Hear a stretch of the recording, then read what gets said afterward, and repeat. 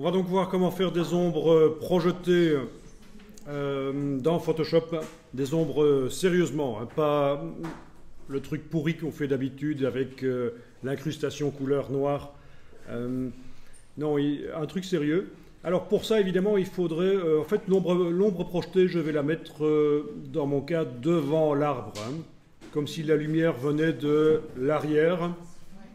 Et ça veut dire que l'arbre, ben, il ne doit pas être dans le bas de mon image, il doit être plutôt dans le haut de l'image, puisque l'ombre va venir entre l'arbre et le bas de l'image. Alors, dans la palette des calques, je vais ici générer une sélection au départ de la transparence du calque. Et ça, c'est très facile. C'est comme pour la couche alpha, il faut enfoncer la touche CTRL et cliquer sur le calque, la touche commande sur le Mac, la touche CTRL sur le PC. Et voilà, c'est une sélection sur base de ce qui est transparent sur ce calque. Alors ensuite, cette sélection, je vais la tordre. Et pour ça, il faut aller dans le menu Sélection. Ben oui, pas dans le menu Édition, Transformation manuelle, parce que ça, c'est quand on veut modifier les pixels. Ici, c'est la sélection que je veux modifier, pas les pixels de l'arbre. C'est la sélection qui a la forme de l'arbre ici. Donc, menu Sélection, transformer la sélection. Et donc un cadre entoure la sélection. Et pour tordre, c'est enfoncer la touche CTRL et prendre les poignées. Donc sur le Mac, ce sera la touche commande, sur le PC, c'est la touche CTRL, prendre les poignées. Et voilà, évidemment, je prends celle du dessus. Et j'ai donc retourné complètement la sélection. Je peux repositionner s'il faut, en me mettant au centre. C'est la même chose que pour la transformation manuelle, il vaut mieux éviter d'aller sur la cible là. Voilà, touche CTRL du PC, commande du Mac, vous pouvez agrandir la sélection, la tordre.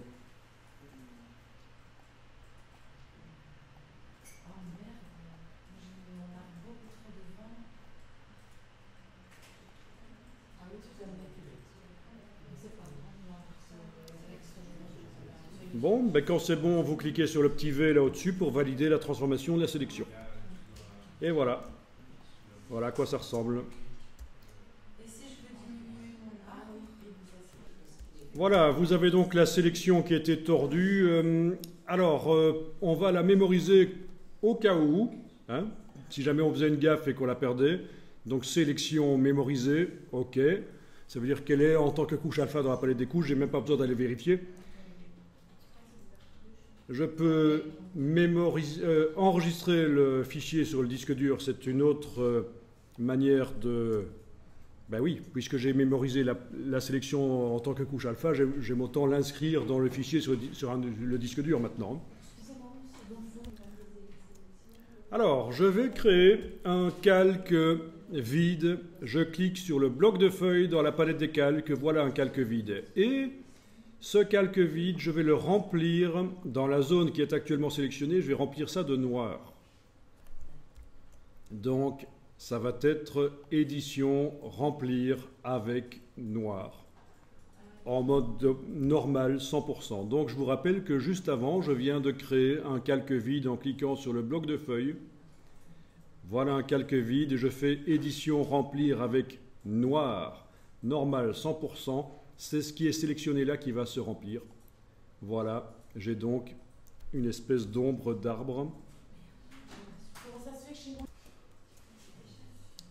Voilà, on peut désélectionner, sélection, désélectionner. Et logiquement, cette ombre ne doit pas passer devant l'arbre, comme c'est le cas maintenant, vous voyez. Donc je vais déplacer le calque sous le calque de l'arbre.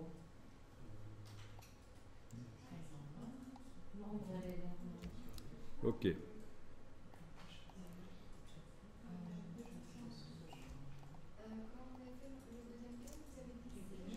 Je viens juste de glisser le calque de l'ombre sous le calque de l'arbre. Alors, il y a encore quelques ajustements qui sont possibles. Au niveau de la géométrie d'abord, je peux aller dans édition, transformation manuelle. Pourquoi manuelle et pourquoi pas sélection, transformer la sélection? Mais parce que c'est plus une sélection. Ce sont des pixels noirs sur un calque. Donc édition, transformation manuelle. Et avec la touche contrôle, je peux essayer d'ajuster un peu l'ombre, la repositionner. Bon, évidemment, par rapport à tout à l'heure, on a moins de marge. Hein. C'est juste des petits ajustements ici de l'ombre. Ah oui, il est possible que le magnétisme vous ennuie, c'est-à-dire vous avez l'impression que les choses collent, notamment, voilà, ici, j'ai une poignée qui colle toute seule à un certain moment sur le bord de l'image. C'est très ennuyeux. Alors voilà ce qu'on peut faire. On peut aller dans le menu affichage et on peut désactiver le magnétisme. Et comme ça, vous serez beaucoup plus libre dans vos mouvements. Vous allez sentir que ça cale moins. Donc n'oubliez pas la touche contrôle pour tordre. Voilà. Et on valide. Si vous voulez voir l'avant-après, vous faites CTRL Z plusieurs fois. Bon, ça paraît quand même plus logique que l'ombre soit plus couchée comme je viens de la faire là, plutôt que comme ça en fait. Donc on a droit à l'erreur. Quand vous faites la transformation de sélection, vous avez le droit de faire l'erreur de mal positionner. Il faut quand même essayer de se rapprocher le plus possible de la réalité. Oui.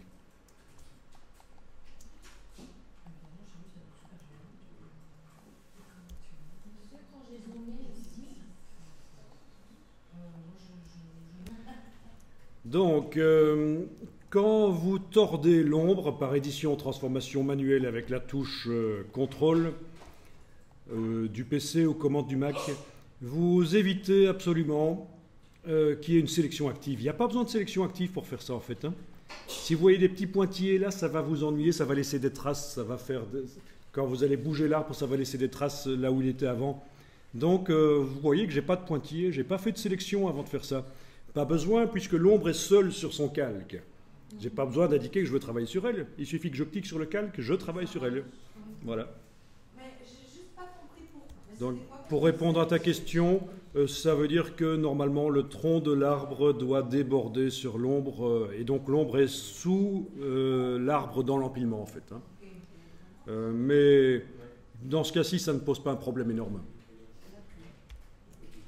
Donc on est en train de voir comment faire des ombres projetées.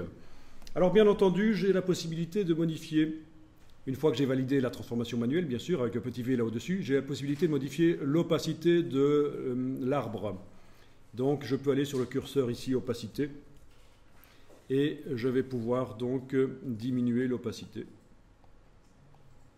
pour obtenir quelque chose d'un peu plus réaliste peut-être.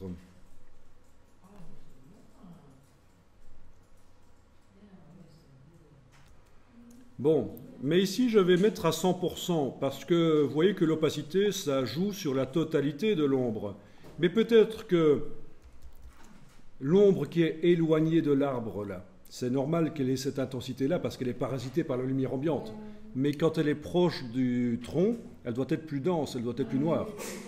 Et donc le curseur opacité ne me permet pas de modeler. Donc je vais laisser l'opacité à 100%, donc c'est totalement noir. Et pour modifier, pour faire une opacité progressive, je vais ajouter un masque de fusion sur ceci. Donc menu calque, masque de fusion, tout faire apparaître. C'est la même chose que de cliquer sur l'icône de masque de fusion là en dessous. Vous avez l'icône de masque de fusion là en dessous. Je sais qu'il y a certains qui préfèrent utiliser ça. En tout cas, voilà, on a un masque de fusion qui a été ajouté sur le calque de l'ombre et il fait tout apparaître. Et dans ce masque de fusion, je vais mettre un dégradé.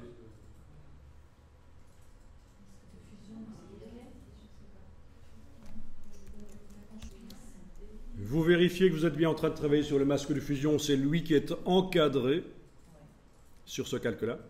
Vous avez activé l'outil de création de dégradé, ne le confondez pas évidemment avec l'outil de création de rectangle, ce n'est pas la même chose, c'est bien ceci. Et alors, on va choisir quel dégradé on va utiliser et la manière dont on va l'appliquer. Le dégradé qu'on va utiliser, c'est un dégradé du noir au blanc. Si vous voulez vraiment vérifier que c'est celui-là que vous allez utiliser, vous cliquez à cet endroit-ci. La palette des dégradés apparaît et vous avez ici le dégradé du noir au blanc. Vous pouvez le sélectionner. La manière dont il va être appliqué, c'est la première manière parmi les 5 ici, c'est le dégradé linéaire.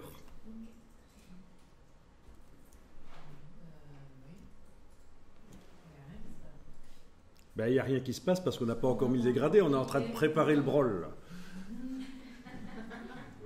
Je vais zoomer en arrière, c'est important, et je trace le dégradé. Et vous avez un dégradé qui arrive dans le masque de fusion. Là où c'est noir, ça empêche que ce soit visible, là où c'est blanc, c'est visible, là où c'est gris, c'est plus ou moins visible. Si ça ne vous convient pas, il y a beaucoup de chances qu'il ne soit pas bon. Vous ne l'annulez pas. Vous ne l'annulez pas parce qu'en fait le dégradé il est en train d'être appliqué en mode normal, ça veut dire recouvrant, opacité 100%. Et donc ça veut dire que le dégradé qui est déjà là fait, si j'en recrée un deuxième, le premier est complètement recouvert. Donc vous pouvez tracer autant de fois que vous voulez, dans un sens, dans l'autre. Ah, et vous voyez que j'ai zoomé en arrière, c'est pour pouvoir commencer le dégradé éventuellement à l'extérieur de l'image, pour qu'il soit très long. Je vais même encore zoomer en arrière.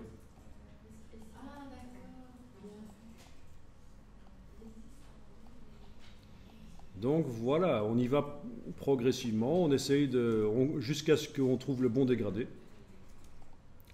La chose qui nous paraît correcte au niveau des densités. Donc vous voyez qu'on a différentes opacités. Vous voyez que comme j'ai tracé le dégradé en démarrant en dehors de l'image, du noir, j'en ai quasiment pas en fait ici dedans. Il est en dehors de l'image, le noir.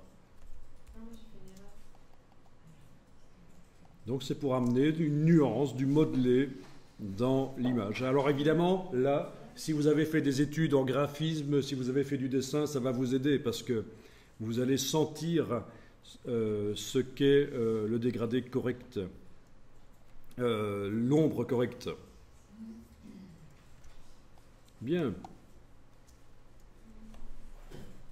Bon, il n'est pas impossible d'aller encore remodeler au pinceau si vous voulez. Et le dégradé, c'est...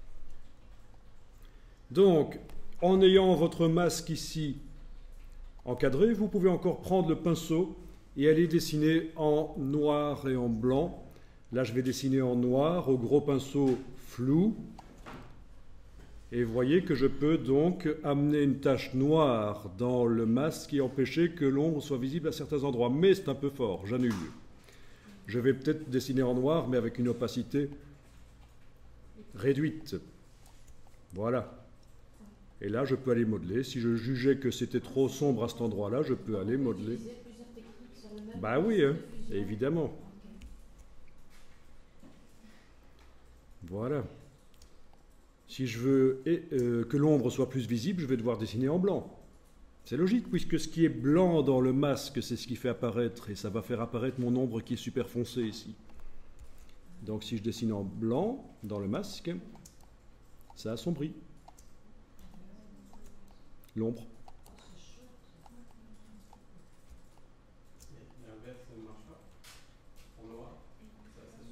En noir, ça éclaircit l'ombre, puisque ça la rend invisible. On travaille dans un masque dans lequel ce qui est blanc, c'est ce qui fait apparaître l'ombre noire, ce qui est noir, c'est ce qui fait disparaître l'ombre noire. Ok, ça ne fonctionne pas, alors tu vérifies ton pinceau. Tu utilises bien le bon pinceau, déjà. Ensuite, ton pinceau, est-ce qu'il est en mode d'application normale? Ou est-ce que ce serait un autre mode de dessin? Superposition, ben voilà, c'est ça. En fait, le problème vient souvent de là.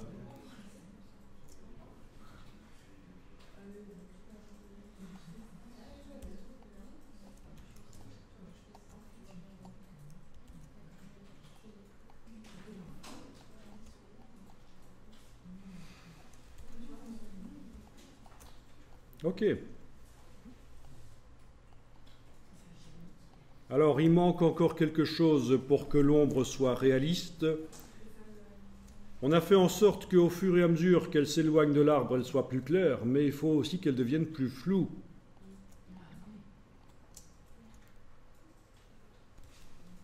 Alors ici, je pourrais utiliser les filtres. Oui, on va voir. On va essayer d'utiliser les filtres. Filtres dynamiques. Donc il va falloir transformer ceci en un objet dynamique. Clic droit, convertir en objet dynamique. Le calque devient un objet dynamique.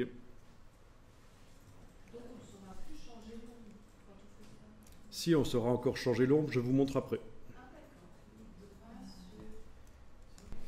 Donc le fait d'avoir converti en objet dynamique, le masque de fusion est entré dans l'objet dynamique.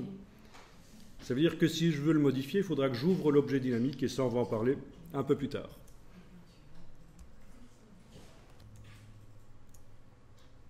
Ok, alors filtre atténuation ou filtre flou, ça dépend de la version de Photoshop que vous avez, et vous allez chercher le flou gaussien.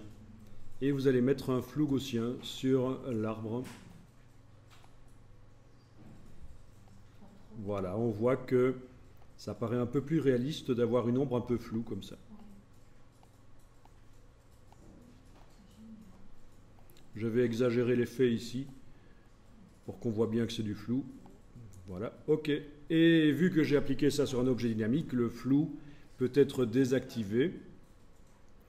Il peut également être modifié en double-cliquant sur le nom du flou dans la palette des calques, et on peut aller modifier ici les choses. Bon, eh bien le flou gaussien s'est mis de manière uniforme sur tout l'objet dynamique, on est d'accord. C'est pour ça que vous avez ceci. C'est le masque du flou. Vous allez pouvoir encadrer ceci, dessiner au gros pinceau en noir dans ce masque, et vous allez empêcher le flou d'apparaître à certains endroits, d'agir à certains endroits de l'objet dynamique. Voilà, par exemple, je viens de dessiner en noir dans le bas ici de l'arbre, c'est logique que le tronc soit plus net que le reste en fait. Hein. Voilà. Et dessiner en blanc, ça va faire en sorte qu'il agisse à nouveau. En noir, on l'empêche d'agir à certains endroits. En blanc, on va lui permettre d'agir à nouveau à certains endroits. Voilà, donc c'est une question vraiment... Ça devient du dessin en fait, hein, en quelque sorte. Bon.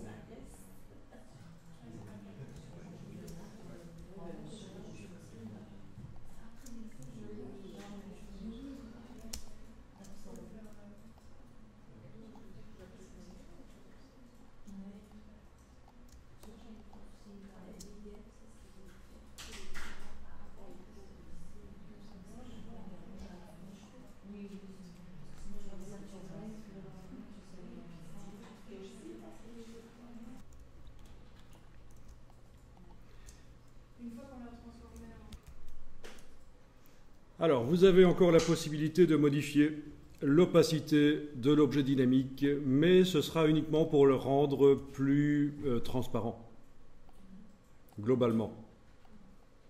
Mais ça peut aider. Hein. Ça peut aider.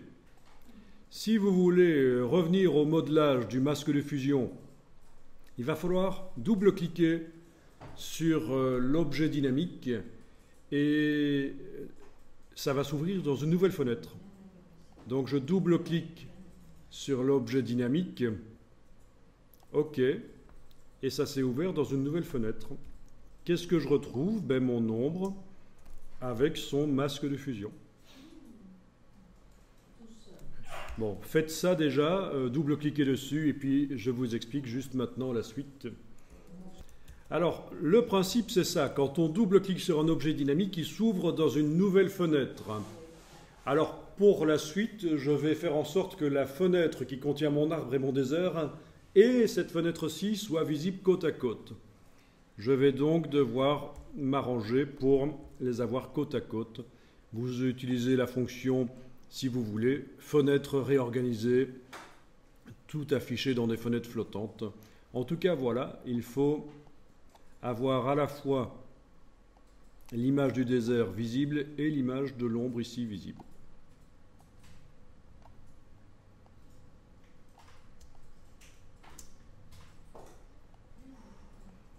Donc on est d'accord, la fenêtre ici, qui est indiquée en calque, dans mon cas, calque 2.psb, c'est l'objet dynamique. C'est l'objet dynamique qui s'est ouvert dans sa fenêtre quand j'ai double-cliqué sur lui.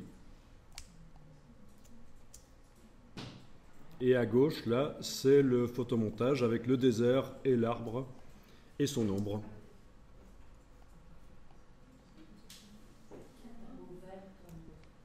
Voilà, donc à partir de là, je travaille dans mon image de droite l'ombre. Je travaille dans quoi? Ben dans le masque de fusion de l'image de droite, et je peux, si je veux, retravailler donc le masque, par exemple prendre le dégradé, tracer dedans, dans un sens, dans l'autre. N'hésitez pas à zoomer en arrière s'il faut. Donc c'est ça que vous vouliez en fait, hein, pouvoir retravailler le dégradé.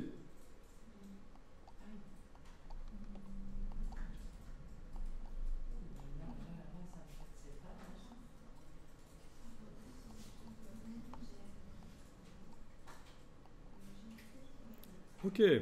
Et quand vous avez mis le dégradé qui vous plaît, vous allez réintégrer cette image de droite dans l'image de gauche, tout simplement en faisant CTRL-S, ce qui correspond à un fichier enregistré.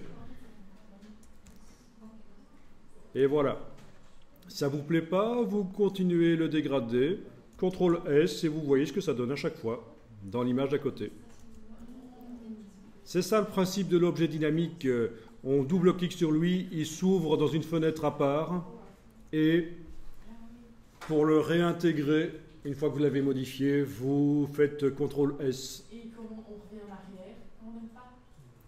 Comment on revient en arrière? Si on n'aime pas ce qu'on vient de faire. Ah, si on n'aime pas ce qu'on a fait, on fait CTRL-ALT-Z sur l'image de l'objet dynamique et on fait à nouveau CTRL-S à un certain moment. CTRL majuscule Z pour aller en avant. En fait, c'est l'historique, quoi.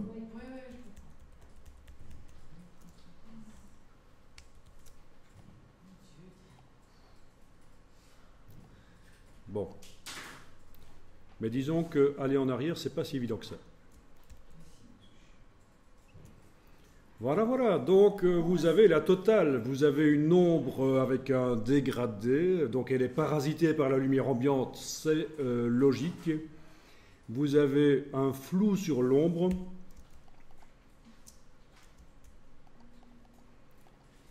Un flou partiel sur l'ombre. Donc, ça paraît réaliste, tout ça. Écoutez, si vous voulez être sûr de ne pas faire de gaffe, parce que c'est vrai que le CTRL-ALT-Z, ça ne marche pas super bien quand on est dans l'objet dynamique. À partir du moment où vous enregistrez, c'est difficile de revenir en arrière. Avant de faire ça, vous pouvez dupliquer l'objet dynamique. Et un des deux, vous enlevez l'œil en face. Comme ça, c'est votre backup. Et je vais même le renommer ici backup. Comme ça, si jamais vous foirez complètement celui-là que vous allez modifier, vous n'aurez qu'à le jeter, vous n'aurez qu'à faire réapparaître le backup. Voilà. De toute façon, vous enregistrez aussi régulièrement sous des noms différents sur le disque dur. Hein. Donc, normalement, perdre quelque chose qui était bien, ça ne doit pas arriver.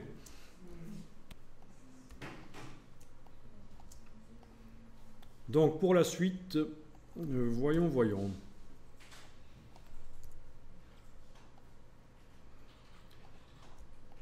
Pour la suite, je vous propose tout simplement de mettre tous les calques qui concernent l'arbre, les mettre dans un groupe. Et pour faire ça, il faut faire clic, majuscule clic, et activer les calques qui concernent l'arbre.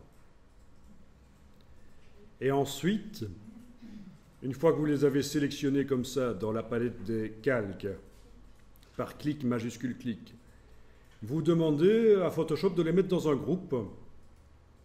Dans le menu de la palette des calques, on demande de faire un nouveau groupe d'après des calques. C'est là que les stagiaires se plantent en général et ils font un nouveau groupe et ça fait un groupe vide.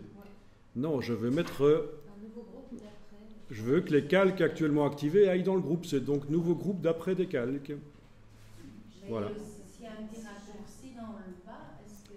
Oui, il y a des raccourcis, mais il faut utiliser la touche majuscule, etc. pour arriver à ça. Donc allez-y par le menu. Parce que si vous cliquez sur le... Là, ça fait un groupe vide, en fait. Hein. Donc nous, on voulait que les calques qui étaient activés, qui étaient sélectionnés, aillent dans le groupe. Et on a fait donc nouveau groupe d'après des calques. Et donc voilà, nous avons dans le groupe l'arbre, son ombre et son backup, mais qui n'est pas affiché. C'est important qu'il ne soit pas affiché, le backup, sinon ça fait une ombre plus sombre. Ben oui, elle se superpose. À partir de là, vous pouvez dupliquer le groupe en l'amenant sur le bloc de feuilles. Il vaut mieux qu'il soit fermé quand vous le dupliquez. Sinon, vous risquez de dupliquer un seul des calques. Et alors, vous allez pouvoir le déplacer. Vous obtenez plusieurs arbres. Vous pouvez transformer. Ah oui, il y a un petit message quand on transforme. Ça vous dit que les filtres dynamiques sont désactivés pendant la transformation. Ça veut dire que le flou, là, ne sera pas visible pendant la transformation. C'est pas très grave. Hein, c'est normal. Pendant qu'on transforme, il ne sait pas vous montrer le flou et c'est un peu trop complexe pour lui. Voilà, vous pouvez donc dupliquer plusieurs fois, vous faites une petite forêt.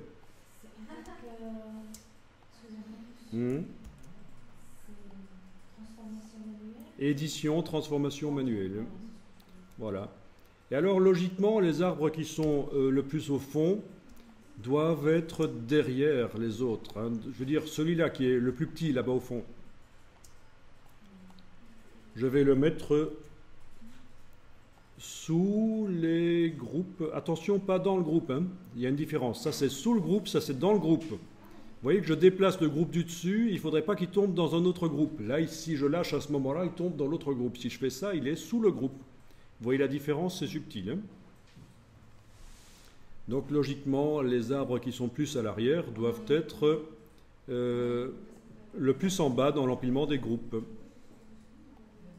Logique, comme ça, si je superpose des arbres, c'est logique, hein, ça marche. Voilà, par exemple. Là, ça paraît assez logique au niveau du feuillage.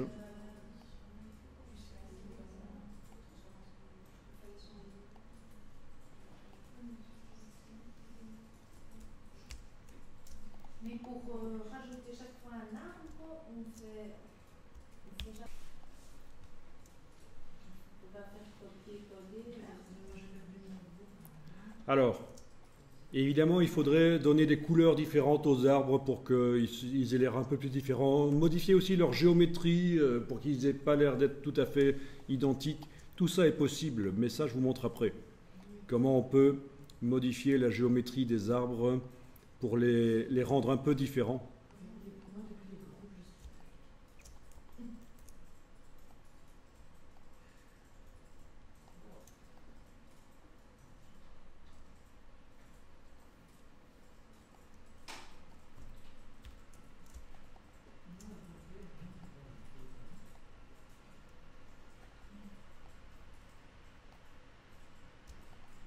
Voilà, amusant ça. Hein.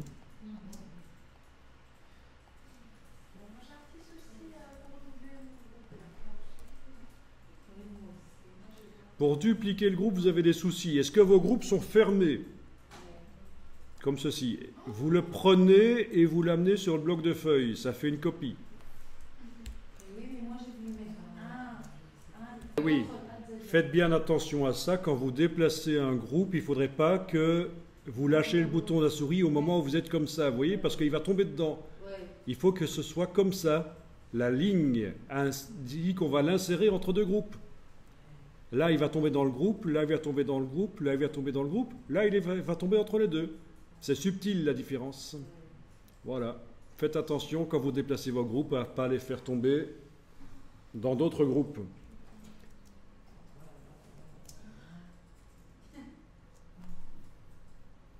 Bien.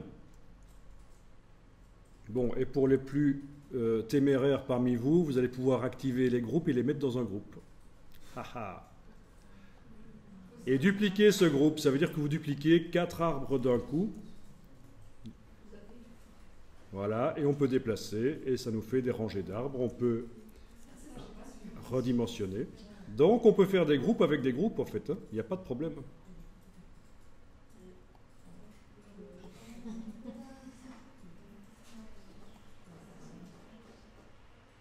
Ça commence à devenir un peu lourd d'un point de vue informatique, mais bon.